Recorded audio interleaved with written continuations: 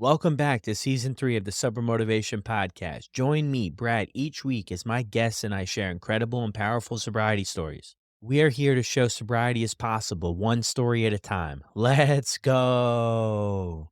In this episode, we have Jeannine. She had a great childhood growing up in a lot of places, but settled in Georgia. She opened up about her struggles, recounting how her parents' divorce sent her spiraling into self destructive behavior. And later, she would struggle with cocaine, alcohol, and heroin addiction. After many run ins with the law and ended up homeless living in a doghouse, she eventually found herself in a sober living and began the process. The challenges she faced transformed her perception of life, shaping her into a grateful and resilient individual. Today, she embraces her addiction journey as part of her life that has made her better. Jeannine has been sober since January 15th, 2015. And this is her story on the Sober Motivation Podcast. I have to give another huge shout out to our sponsor, Charmaine, cooking show host and author of delicious and doable recipes for real and everyday life. Charmaine prides herself on living a drug and alcohol free lifestyle, and she's also a huge fan of the Sober Motivation Podcast. So if you're hungry for fun, delicious, and doable dishes, Charmaine's collection of over 70 mouthwatering recipes will be sure to please your hungry gang. Pumpkin muffins with coconut crumble toppings, lemon walnut tuna melts, cranberry turkey burgers with sweet horseradish mayo, and grilled chocolate sandwiches are just a few of the fabulous and flavorful dishes you will enjoy preparing and devouring with ease. Check out Charmaine's cookbook today. I'll drop the link in the show notes below to the Amazon listing. So how we start every show is, what was it like for you growing up? Growing up for me was really great, actually. I grew up in Georgia. I actually lived in a bunch of different places. My dad is a pilot. He's retired now, but was a pilot and flew for the Air Force. And so I actually lived in like the Philippines for a few years when I was a kid. But we landed in Georgia when I was 9. So I mainly grew up in Georgia. And I always say that, when you go to meetings or even before you go to meetings or you have any awareness of recovery and you think like a heroin addict, like an IV homeless heroin addict, there's the stereotype of your home life must have been really bad. Were you like a foster kid? Like all the things that Mm. you think before you're one of the people. And my life was great. My parents were good to each other and good to us. I have a younger brother and we had all the things that we needed. And my parents really supported my different things that I wanted to do as a kid. If I wanted to be like a gymnast or whatever, like they would take me to camps, pretty much like the idyllic family upbringing. I did really well in school. And so that was one of their big focuses was my academics. And so we did like the SAT tutors and AP classes and whatever school you want to go to, you can go to. And they sat down with me to read the college books, like all the things. If I were to have kids, I would do what they did. I would repeat it. I think that they did a good job. Now, they did my senior year divorce suddenly, or suddenly as far as like we could tell. And I lost my mind when that happened. Obviously, no one wants their parents get divorced, but I wasn't just a little bit sad. I took like a wrecking ball to my life. And looking back, I think what I tried to do was destroy anything that they valued in me. And I didn't know that at the time, but that was primarily my schoolwork, my academics. Yeah. Wow. That's heavy. Maybe it's even heavier if you don't see it coming, right? Right, and I've wondered that before because I have friends whose parents are divorced, and they didn't start shooting heroin over it. Although, to be fair, I also had to learn at some point that also proves, though, that it's not necessarily a causal thing because plenty of people's parents get divorced and they don't become homeless heroin addicts. My brother didn't, and he went through the same home. But I have asked other like, my cousin's parents are divorced, and she was like, "I was almost a little bit relieved because they were, like, fighting all the time." Like, I wasn't happy, but I wasn't destroyed, I wasn't surprised. And also I was 18, and so I feel like I had this whole lifetime of, like, Christmases with all 4 of us, family vacations, there was a whole thing, and so I really knew what it felt like, still do, what it felt like to not have that. In fact, actually, this year for the first year, I'm hoping I can go spend Christmas with my dad because I haven't spent Christmas with my dad since 1997, which is Oh, wow. absurd. Yeah, Wow. and yeah, which is mainly it's not necessarily anybody's fault. I moved to LA pretty shortly after I graduated high school, and so that's mainly why. I just couldn't afford to fly back. I was a broke actress, and then I was using pretty heavily. So that's like the main reason why. But I just never did again. And we had all these like traditions, like we'd go look at Christmas lights on Christmas Eve. And so, yeah, I agree with what you said. I think it could be, I'm sure it's sad in all situations, but there was a lot to miss there. Yeah, no, for sure. So you mentioned you moved out to LA after high Yes. school. Yeah. So not directly after high school. So I had gotten into, and this is something that sometimes I share, you and I were speaking off air about like my logo and or the idea of chasing heroin in the name. And so I sometimes try to add this. So with my academics doing well, like I had all these goals and I wanted to be a lawyer. And I got early admission into a school in Washington, D.C. called the George Washington University, GW, which is a pretty good school. And I was going to go to law school and major in political science and do all these things. And so I did go. So I started destroying my academics my senior year, but I had gotten in early admission. So I still went for a semester and did very poorly and left. And then I went to the University of Georgia for a couple of semesters and did really poorly and decided instead that it would be easier to be, and part of addiction, I feel like, is delusions of grandeur, or it's part of the characteristics of addiction is delusions of grandeur.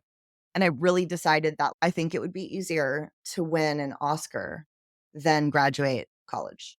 And that felt like a reasonable goal for me. So I did take a year off of school to start bartending, which is when I did Coke for the first time. I moved to LA at 21, I think. So shortly after high school, but not directly. Oh, okay, gotcha. And were you drinking in high school or anything, or you're just focused on the academics? A little bit, but not really. The only thing I really did was I did Yeah. start smoking cigarettes when I was like 16. I would do that. But I had this relationship with my dad. I love my dad. My dad is like my favorite person on earth, and he is now and he was then. And he never yelled at me. And this is why I say if I could do it, if I did have kids, I would do it the way that they did it. Like I just respected him so much and I wanted him to respect me. And he didn't yell at me. There wasn't like a lot of hard discipline, but like he saw me smoking once in my car. And a few days later, he was like, "Hey, I saw you smoking cigarettes the other day driving down the parkway." And I was like, "Oh, no." And he was like, Just do me a favor. Please don't smoke cigarettes in that nice car. Okay." And I just felt like such an asshole. Okay, yeah, I won't, because he helped me get the car and you know what I mean? It's just the way he said it, I was like, Never again." And so I mostly just really didn't wanna let him down. So I didn't really drink because I knew he wouldn't want me to. But then again, my senior year, I did a little bit, like a couple of beers on the weekends here and there with friends, but no, not a lot. I still was locked into that like good behavior. Yeah, gotcha. So you started the bartending and then got right into the hard stuff. Basically, yeah. So, started bartending right when I could at 21, and to this day, it's, like, one of my favorite jobs I have ever had. The bar was only open for a year because it was a fucking disaster, so it was called the Bird Dog Tavern. There was actually a picture of a hunting dog that we had a plate glass window on the front, and there was a hunting dog pointing at birds, and there's a fraternity at the University of Georgia, the AGRs, which is the agriculture fraternity, so farmers, actual farmers, and we were like the AGR bar. And so all the farmers would come to our bar, and there was me and just only one other girl that worked there. And so there were many nights when I'd be like the only chick in the place, and I loved it. I thought that was great. And they were the most like southern redneck. There'd be brawls all the time, like broken bottles getting thrown across the place, but it was so fun. We had like live bands and pool tables, and it was like the most fun I've ever had in my life to this day. And right after I moved to go to LA, they got shut down by like the county and the cops because there was all this illegal stuff going on. But so I did Coke for the first time at that bar. And I remember we did it on the liquor license. The owner pulled the liquor license off the wall and was chopping up wines. And I remember thinking, even though I was 21, I was like, that feels not good karmically. That's your state liquor license, and we're doing Coke on it. I mean, if you are, I'm are, but I don't know energetically how this is going to go for you. And he totally got shut down a year later. But yes, I got into it at that point. And I'd been drinking the first couple of years of college a little bit more. But yeah, that's when I did that for the first time. Yeah, yeah. You go from there. So I went directly to LA basically. I worked in that bar for a year, saving up money. And I paid for a month of rent at a place out there. So I had done some acting when I was a kid, so it wasn't totally out of nowhere. And I flew out to LA and I auditioned for an acting school that I got into for the summer session. So I rented an apartment and I had $600 cash with me, and that's it. which in Georgia, my rent was like 240, $600 in LA obviously did not go very far. When I look back, I can't believe I did this at that age. So I went out and started, I kind of was going to that acting school, but not really. Acting wasn't really my passion. I think it was just a way to get out of finishing school. And then also, like, another one of those addiction tendencies, like delusions of grandeur, the idea of the rules don't apply to us. There's all these things you have to do to be a successful actor that I didn't want to do. Like, the Writers Guild was just striking recently, so people know what the Writers Guild is. And there's also the actors one, the Screen Actors Guild, SAG. And to be on any movie or TV show, you have to be in SAG, basically. It's changed a little bit now with online stuff, but at that time, you had to be in the union. And you can get in the union through this way that takes a year, which is what everyone does. And it's a process. It's too long to get into here, but like it takes a while, but it's feasible and you can do it. But it takes a long time. It takes some patience and you have to be broke for a while.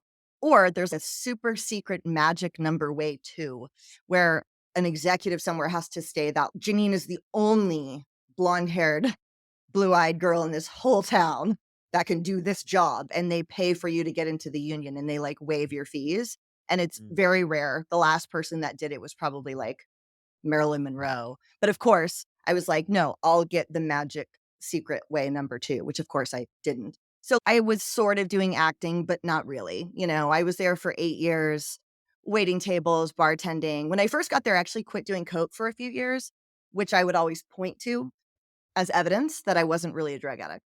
Now, I smoked weed and drank that whole time, but I was always like, "No, no, no, like, I'm not an addict because I did have this really bad coke habit in Georgia, and then I didn't do it for 3 years."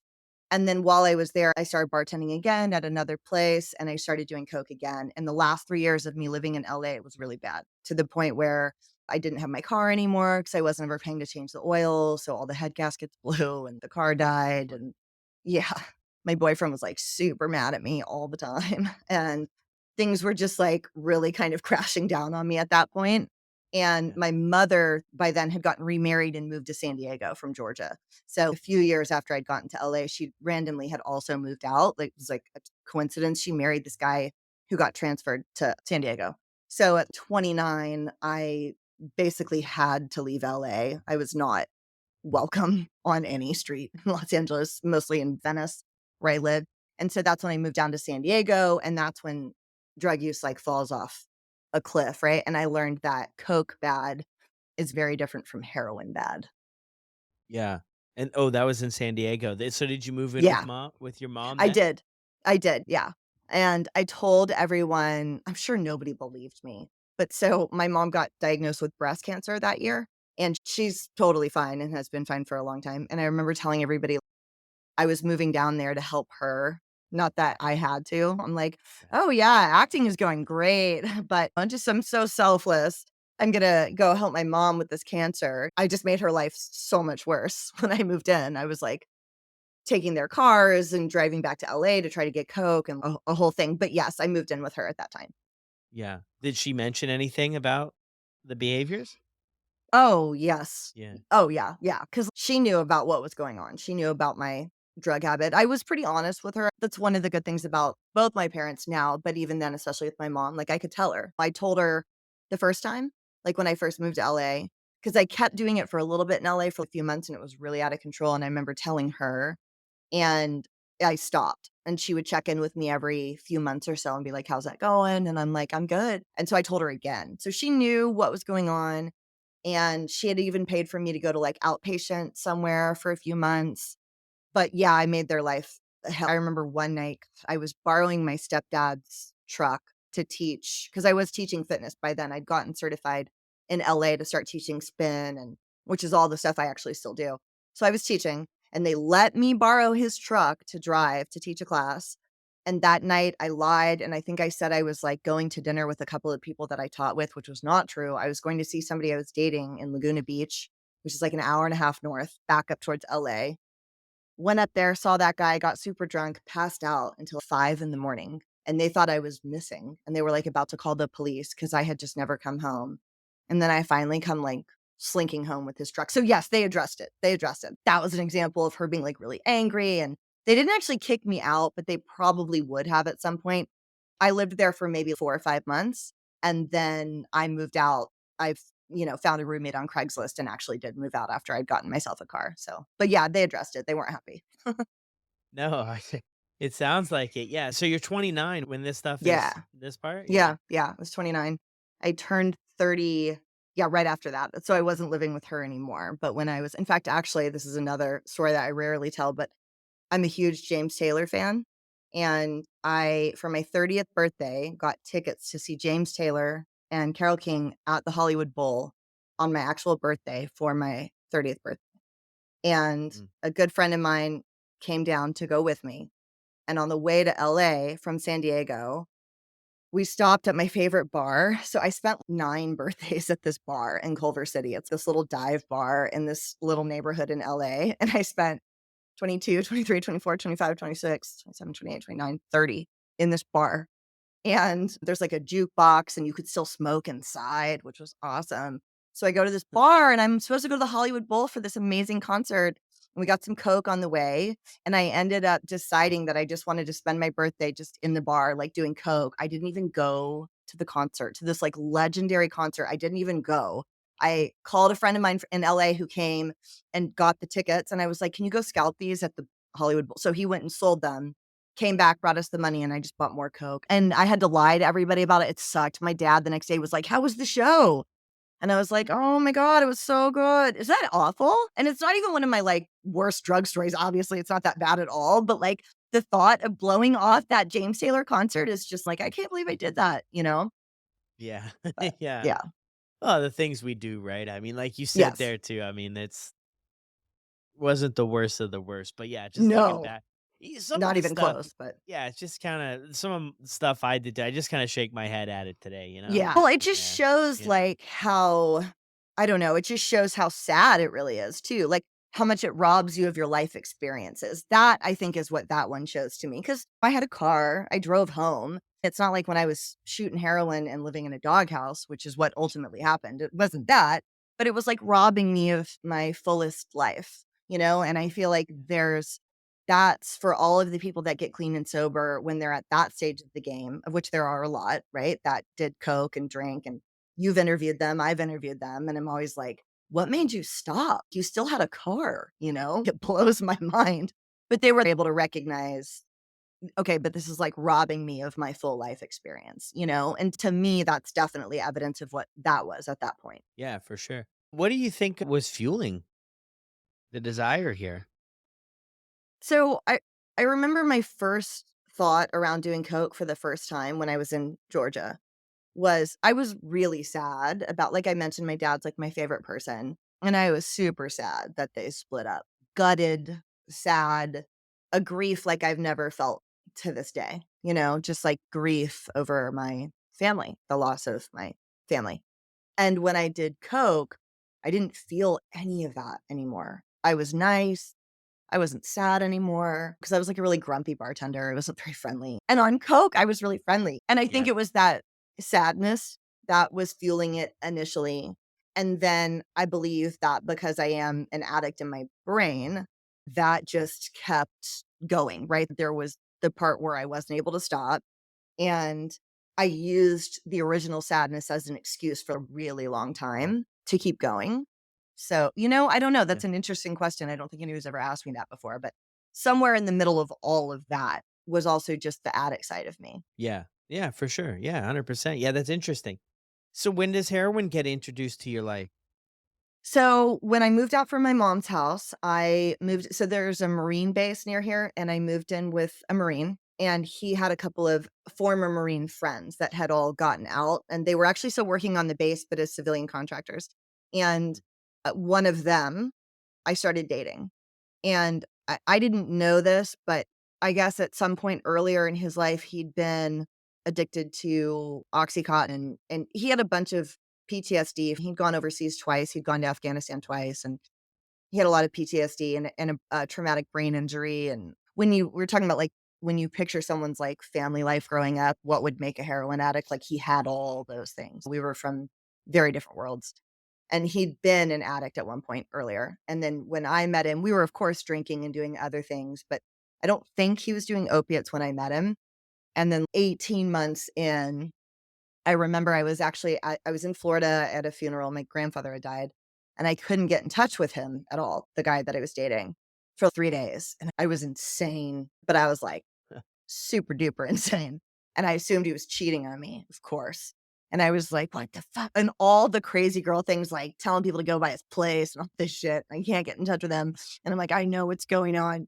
And he lived, like, 25 minutes away from my house, so I get back, I'm, like, screaming home from the airport, run to my house, do whatever, drive out to his house, go drive up into the front yard, and I remember, like, just, like, busting through the front door, and his roommate was sitting on the couch, and he was like, "Hey," and I started, like, just storming through the house, and he was like, "You can't just do that." I remember he was playing a video game, and he literally just dropped the controller when I walked in, and he was like, "You can't just do that, Jeannine," and I was like, "Thank you, Chris," and I, like, went down the hallway, and I literally kicked open this guy's door. There's actually another story that I don't think I've ever told, and I kicked open his door, totally thinking there's gonna be a chick there, and all the lights are off, and there's a movie on, and there's no one there except for him, and you know how cigarette smoke hangs heavy in the air if somebody's been smoking a lot inside? There was that heavy haze of cigarette smoke, and it kinda smelled like weed a little bit too, and there was tinfoil from making pipes everywhere, weed pipes everywhere, and a pizza box, and he was just laying in bed by himself. And he looked up and he was like, "Oh, hey, you're back." And I was like, "Yeah, what the fuck, dude? I've been calling you for 3 days." And he was like, "Oh, yeah, I'm, like, really sick." And I was like, "Oh, shit, okay, alright." I, like, sat down and, "What's wrong? What do you have?" And he's, "I don't know, like, maybe I have the flu or something." And I was like, "Okay." And again, because I was insane, I was like, "Well, you didn't answer my phone calls, and I had to drive out here, so you owe me gas money. So if you could get up and come with me, I need you to put gas in my car." And I don't know why, but he was like, "Okay." He was probably just too tired to fight, but that's an insane thing that I asked him to do. But he was like, "Okay." So we go to the gas station, and he's, like, barely speaking, and I remember I tried to put, $10 in the car, and his card got declined for $10, and then it got declined for $5, and then it got declined for $3. And so I put money in the car. We're driving back to his house, and he was like, "Hey, yeah, sorry," you know? I was like, "Okay." And we got back to his house, we're in the front yard, and I was like, "What is going on with you?" And I knew that he'd had a problem in the past. And I was like, "If you're back on, like, pills or something, you can tell me. I used to be a drug addict, right? I can help you because I used to be this bad cocaine addict, and I'm not anymore, you know? And I can help you." And he was like, "Well, I am doing something again, but it's not pills." And I said, "Okay." And I'll never forget this. He was like, "But before I tell you what I'm about to tell you, I just want you to know that I know what you're gonna have to do, and I just wanna say that I'm really sorry, and I love you, and I wanted things to be different with you." And I'll never forget him saying that. And I was like, "Okay, what's going on?" And he was like, I'm doing heroin. I'm doing heroin."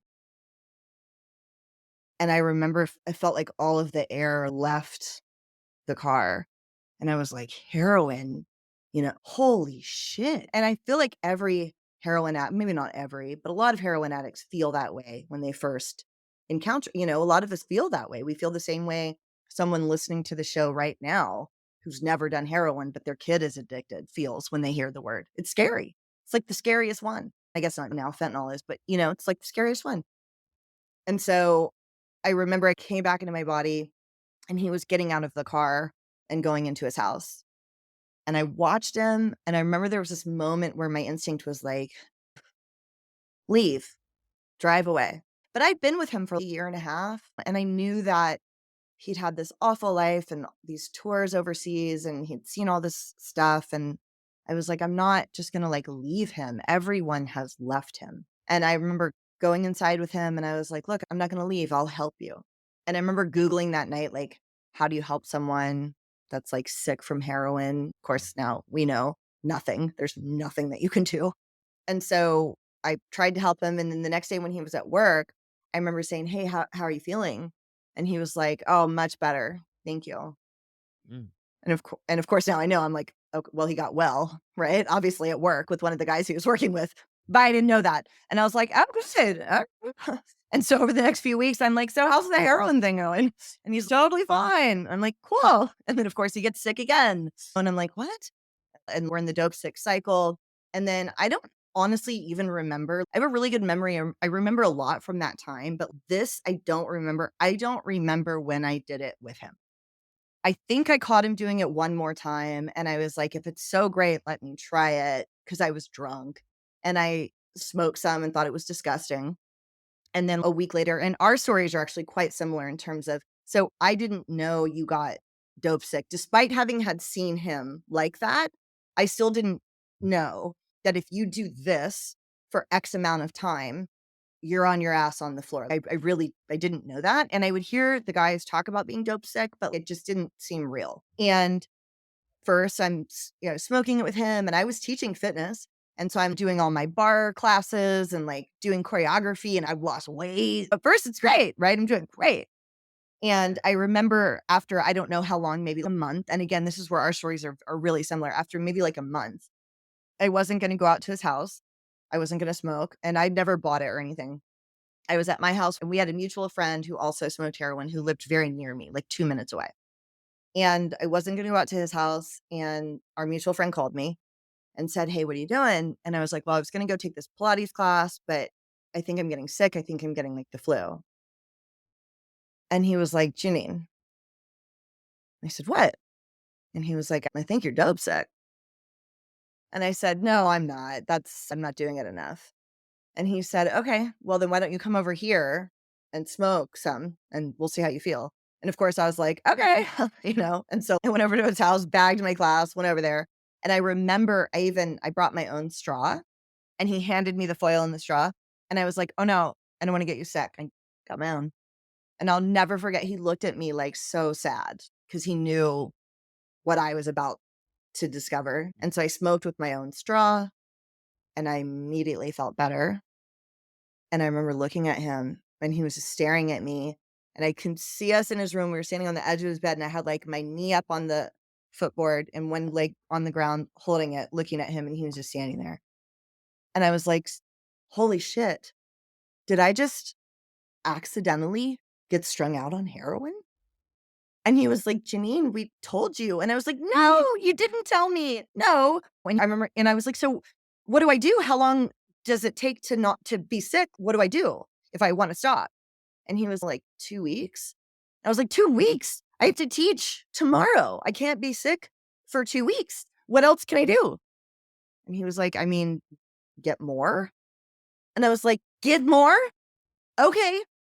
Where? Where do I buy I have to buy heroin now?" And I remember I was just, like, floored. And he was like, "Yeah, I mean, I can give you the guy's number." And I was like, "Is he scary? Does he have a gun? I don't wanna go to a heroin dealer's house." And he's, "No, it's my buddy Brad," which is not his actual name, but that's the name that I always give him. And he's, "No, he's not scary. It's my buddy Brad." And I'm like, "Well, great. I guess I just had to buy heroin now." And I was, like, as shocked as anyone. And so he brings me to Brad's house, who actually ends up becoming, like, pivotal in my sobriety story, the guy, Brad. So I Wow. go meet him and buy heroin for the first time and spend 20 bucks, and 10 months later, I'm homeless, which had not happened with cocaine. It's a very different thing, right, as you know. Yeah.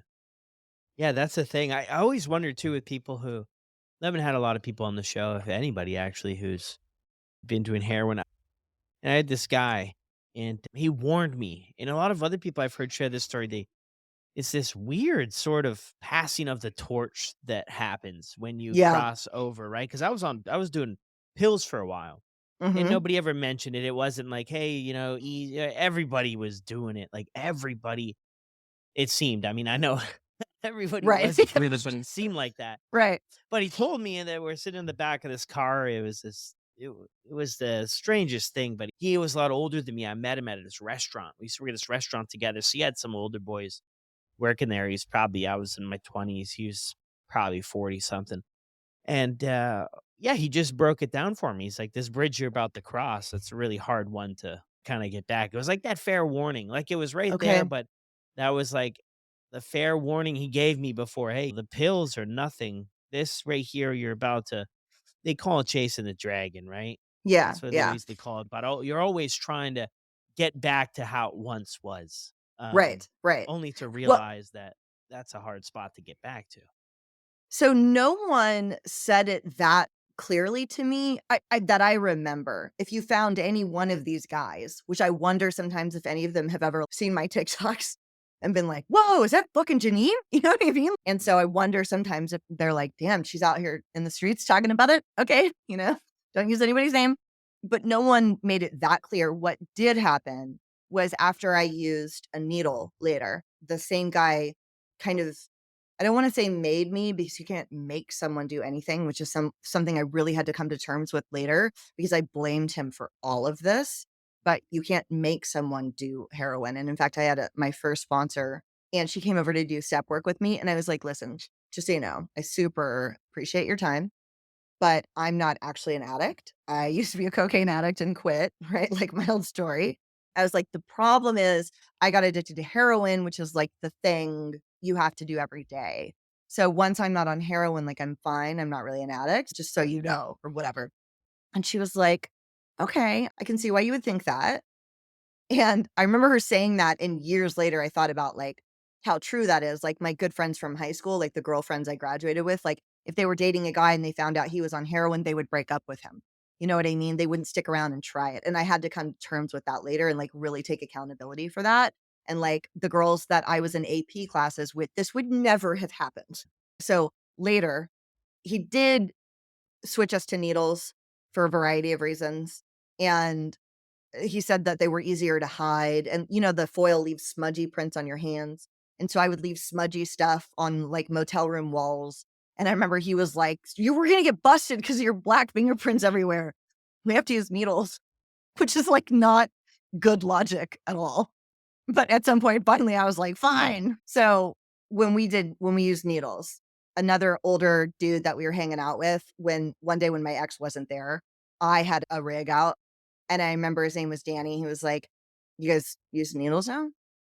And I was like, "Yeah." He thinks it, I don't know, it's better or whatever. And I remember he was like, "Wow. So, Jeannine, just so you know, everything now just really got amplified." And he said his name, my ex's name. And he was like, "I really wish he hadn't brought that to you." And so that was the closest I ever got to somebody attempting to foreshadow the conflict that I was about to engage in. For sure, but even when the story there I shared, it wasn't like they were trying to prevent. I think it wasn't. Right. No, that's Yeah, true. right. Be aware of. Be aware. Yeah. But yeah, but what's the Caution sign say? ahead. Like, Caution beware of. ahead. Yeah, beware of dog or something, and then Yeah, you know. exactly. Steep And hill ahead. yeah. So you mentioned at the end, we've got like Yeah. about 10 minutes left here. You mentioned that, and we'll get to when you got sober and stuff. You mentioned at the end, and what did that look like for you? So in the end, I lived in a doghouse. So probably 5 years after getting strung out, right? From the moment where I'm in my buddy's house, 5 years later, I'm living in a doghouse in my drug dealer's backyard. And I was there for 3 nights, and I'd gotten kicked out of a sober living because I had this whole pattern where I would be using and passing a P test anyway in your sober living, and I got kicked out of one, and I was in this doghouse. And it was more of a shed that he would, like, padlock at night, like a little shed in his backyard, and he would padlock me in from the outside. And actually, that first roommate that I had years prior, the person that I met my ex through, he would always, I think he felt a lot of guilt around that, even though he certainly didn't need to. And anytime he was back in town, because he stayed a Marine, and when he would get back to the base, he would call me. And the last night that I was there, he called me, and there's a lot in here, obviously, right? But ultimately, the one of the things that my mom did for me in the end was she would pay for me to have a flip phone that I wouldn't trade. And prior to that, they wouldn't do anything at all. It was very tough love, no food, no whatever. So I had this flip phone, fortunately. He called me and said, "Hey, I'm back. I'm stationed at 29 Palms. What are you doing?" And I said, "I am living in a doghouse in Oceanside, and I think I'm going to die." And he was like, "Okay, if I come get you tomorrow, will you please come with me?" And I did. And he came and picked me up the next day. And 29 Palms is a base that's 2 hours away from here. And he drove out. He picked me up the next morning. I went back to his house and kicked heroin for the last time, not in jail. Cause I also got arrested a bunch during that time too. Like my last arrest was for strong arm robbery and I was going to get a strike and blah, blah, blah. So that's all happening as well, all of the things. So I went back to his house and it should not have worked. I didn't have any medication. I wasn't in jail. I wasn't in a rehab. I was just at this guy's house and I kicked for the last time. And that was January 15th, 2015. And so in a few months, hopefully I'll have 9 years in January. And that was after years of trying. So that's what it looked like in the end, basically.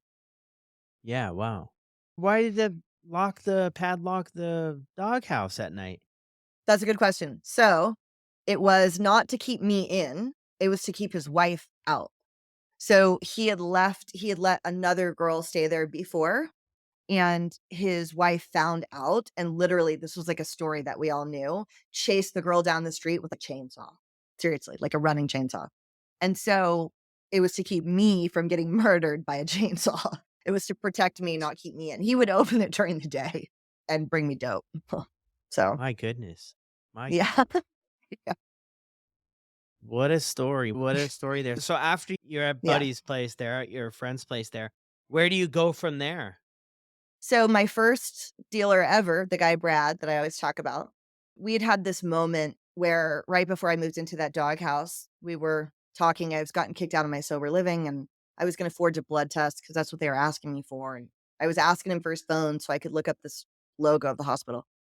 And I was like, "Come on, man!" And he was just kind of looking at me. And he'd been clean for years by then, so he'd gotten busted eventually for selling. Did 2 years, got out, and he'd been out for a few months and was doing well. And I was like, "What am I supposed to do?" And he said, "I mean, you could get clean."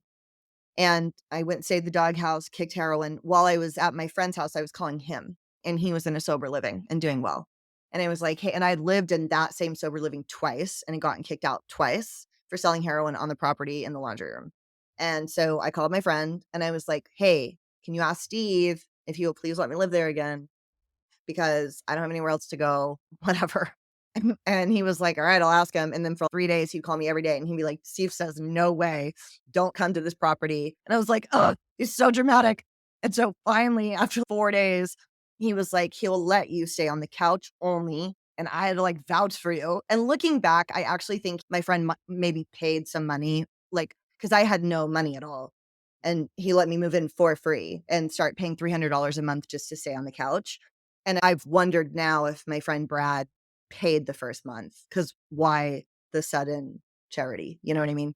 So, although Yeah. the guy Steve is amazing and changed my life too, he's a very good man. It's also possible he just said, "Fine." So he gets me into the sober living. I move into the sober living, and I had done one thing before I left, moved into the doghouse. I had emailed someone on Craigslist that was looking for a spin and bar teacher, like 20 minutes south of where my sober living was. And I, of course, couldn't go because I was strung out, but I would always see if like my resume would like still get me interviews and stuff. And I had this wild delusion that maybe I could do it. And I obviously didn't make it. And when I came back, I emailed her again and said, "Hey, would you audition me again?" She said yes. And so I took the bus and I went and auditioned. I got that job and I owned that studio 4 years later. That's my studio that I had. And so I started with 19 days off of heroin, no ID. I had to go to check cashing places. I had to get an ID first, like the welfare bus pass, food stamps, the flip phone, the whole nine. And over the course of that next 4 years, met my husband, got married. We bought that studio 4 years later, which was Studio Cybrid. There's still some of it on my social media. I sold it in 2022, but that was a studio that I ended up owning. And that girl, we still work together. Actually, we have another spin studio now where I'm at. So, which is crazy. That was 9 years ago. Wow, that is crazy. I know, isn't that weird? That that is, yeah, but that's cool. That's cool. That's Yeah. what the recovery and sobriety does for us, right? Totally. Yes, absolutely. Yeah. Absolutely. And I'm a 12-step person, just to throw this in there. I know, especially now from doing my show, as I'm sure you have learned, there's so many different paths to recovery that people do that work for them. My sponsor, I think, is like the primary reason why I'm probably still clean and sober to this day. My friend Rachel, like, she's amazing. I still call her all the time. She sponsored me from the very beginning. I already knew her actually too while I was at my friend's house. And I like to add this because I was in and out so much. I always thought the relapses were such failures. But that last time, I knew her. I knew the guy that owned the sober living. Like, every time I was coming in, I was gaining resources that were there when I was ready to execute on those. And so, for anyone that's listening that's relapsed a lot, like, you've learned every time. Think about how much more you know now than when you first started trying. But yes, definitely the gifts of recovery. I got a car at 8 months, finally got my license back, moved out of the sober living, stayed there for a year. Just all the pieces start coming together. Yeah, no, yeah, they do, they really do. That's so incredible. Yeah, Yeah, now I have a $1,000,000 question here for you, though. Do you change the sure. oil in the new car? Yes, I do. Actually, I'm so glad that you asked me. That's actually happened to me multiple times where I didn't change the oil to a car, and I know exactly what it feels like when all the head gaskets blow at once. Like, as soon as it happens, I'm like, "Well, I know this feeling. This car is done." In fact, as soon as I started dating my husband, like 2 months in, that happened. But this car I did take care of. It was just older. Someone had given it to me. A client gave me a car when I was working at that studio who didn't even know I was in recovery. At 7 months clean, she gave me a car, and I thought it would be so long until because I only had like $1,000 saved. So that car is already older. I did take care of it, but all the head gaskets blew. And I called my husband. We'd only been dating for a few months. And I was like, my car is done. So can you come get me? And he was like, how do you know it's done? We can have my friend look at it. And I'm like, no, trust me, it's done. I know exactly what it feels like when all the head gaskets blow at once. I know what it sounds like. I know what it smells like. I know what it feels like. You have to just suddenly, it all locks up. You have to cruise it over to the side. It's over. And sure enough, I did take it to a mechanic. And the mechanic was like, "Yeah, man, I don't know what you did here, but all the head gaskets blew." And I was like, "See? I knew it." So, Oh, yes, now I change the oil in cars, good, or at good. least add it. At least add it if I know it's been a while. I guess that's better than letting it run completely dry, right? What is Dude, I'm all of the meme chicks that they joke about the stereotypical girl with the car. I'm all those things, and I'll totally admit it. progress, Yeah, progress, not perfection. I'm wondering throughout this entire journey, what have you been able to take away from it, learn from everything? a lot, so much. My main takeaway probably is that even this time when I came in 2015, I was so embarrassed and so ashamed of my history. And I thought that I had lost so much, like I couldn't let go of this idea that I had been in college, maybe gonna go to law school. I was so smart, like AP classes, SATs, Mhm, and all of my friends, like when I was using, I'd go on Facebook on like other people's phones, and my friends are like buying houses, getting married. They did go to law school, making partner, like whatever, all the things. And then mm. there's me. And I just felt there's almost no point. I have lost so much. And I remember going to an AA meeting, and in the promises they say, like, will not regret the past nor wish to shut the door on it. And I remember thinking, dude, if that's how you feel, then we are not the same because I have lost so much. You cannot tell me that there's no way that I won't regret this. And when I was in that sober living at 90 days, I was turning 35 and I had 90 days. And I just kept thinking that if the ghost of Christmas future had come into the hallway at my high school when I was a senior and been like, hey, Jeannine, I have a crystal ball here. Do you want to see where you're going to be when you're 35? I would have been like, yes, totally. Show me. I'm sure I'm going to be married and rich and like living in a mansion. And yeah, show me. And if the ghost of Christmas future had been like, yeah, none of that shit's going to happen, but you will have 90 days off of heroin, which for you will be like an amazing achievement at that point in your life, I would have been devastated. And I just kept thinking that. And I did this meditation and I went outside on the deck of my sober living and I did a meditation and it was a gratitude meditation. And afterwards, I saw this really nice view off the deck of my sober living. And I thought of my sober living as very rundown. And I saw this beautiful view. And I remember thinking, that's so beautiful. And I was overcome with the feeling of not being dope sick or having to get well, right? I was overcome with the idea that like I didn't need $20 to breathe. That cycle is awful and then the methadone cycle and you throw all that stuff in. And I saw that view and I realized that like my gratitude left over from my addiction had allowed me to see that view because I was like, well, that didn't just get here while I was meditating, right? That's always been there. I've lived in this town a long time. They've never been able to see or recognize that view. Did my addiction like leave me more grateful? Did my addiction leave me better off? And what I have learned since then is what I was feeling is post traumatic growth. And everybody has heard of post traumatic stress, right? But there's a third way back from trauma. This isn't my theory. This is an actual like psychological phenomena that anybody can Google or look at, which is post traumatic growth. And we can actually come back from a traumatic experience better. And so I always say it's not like we don't just have to bounce back, we can actually bounce forward. And that's the thing that I've learned, that, like, that hard thing that I was so embarrassed about actually left me with the best version of myself. Because often we feel stronger, we're physically stronger, we feel more resilient, we develop a sense of gratitude like the one that I was feeling. We're more grateful for our relationships, we can help somebody else do the same thing. And so I am no longer ashamed of any of that stuff. I'm so grateful for what happened. And I would not have thought that I ever would have felt that way. I would never have thought that I would have publicly come onto a podcast and spoken about the years that I spent homeless or living in a doghouse. And I think that's the main thing that I've learned. And then that knowledge helps me now. And it would help me manage what was happening. Or my studio, I owned it during COVID in California. It was very difficult. And I knew from what I had learned from my addiction that those things are actually the parts of our lives that make us so much better and so much stronger. And it's like the gift of my life to know that. And so that's why I'm so grateful for my addiction, not just my recovery, but my actual like addiction and all the things that came along with that. Yeah. No, thank you so much for sharing that. Because it's a weird thing looking back, right? To say, right? Grateful Yeah, for the that I'm way things played out. But I that really makes you am because if I'm being honest, the 18-year-old in the hallway that would have been horrified by the crystal ball version of me at 35, yeah. that girl was not grateful.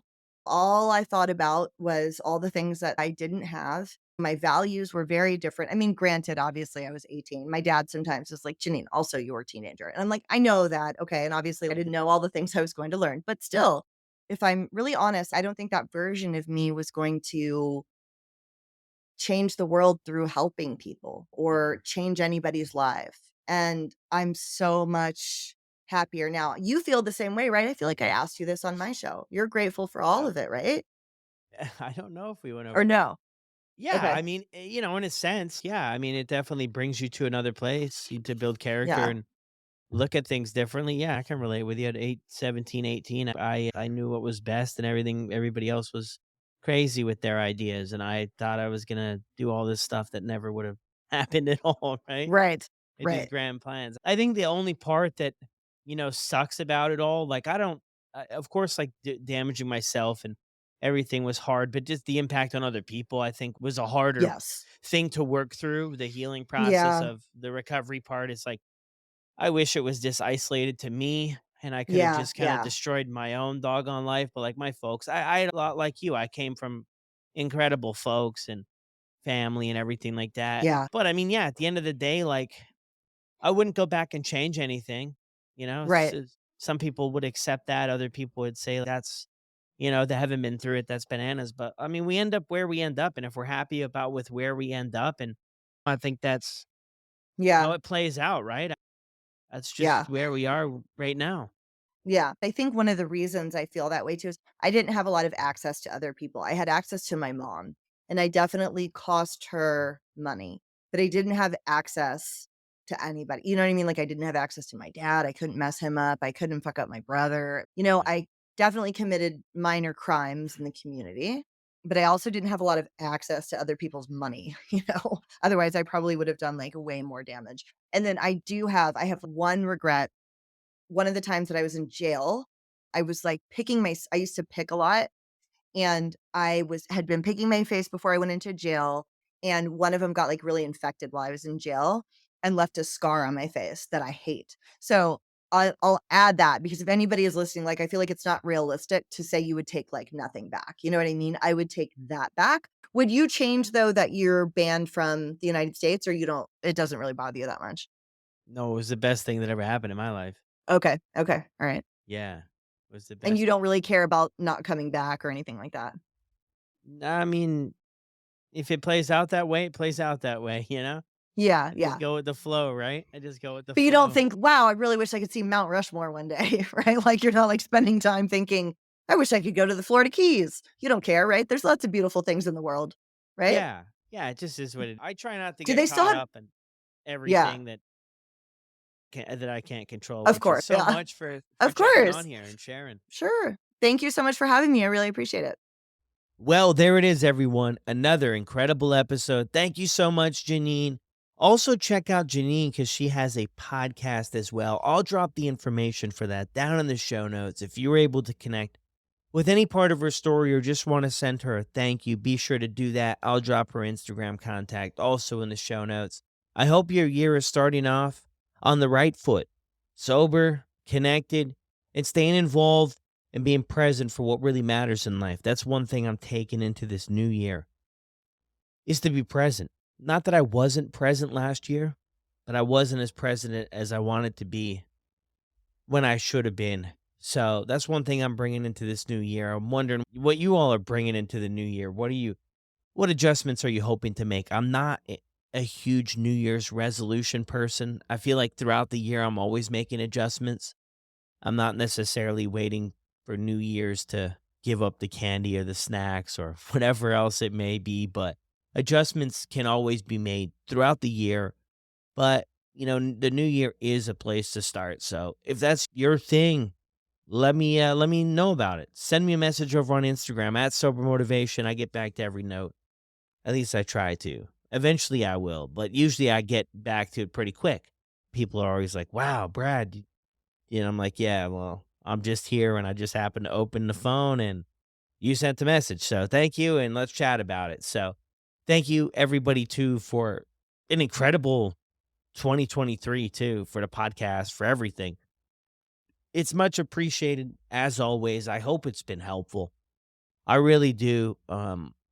A lot of people come on here and share their incredibly powerful stories and vulnerable, and they really take a chance on this entire platform. And the messages that they get after just seem so incredible. So thank you all for being sure to let people know who come on the show to share their story, that we appreciate it.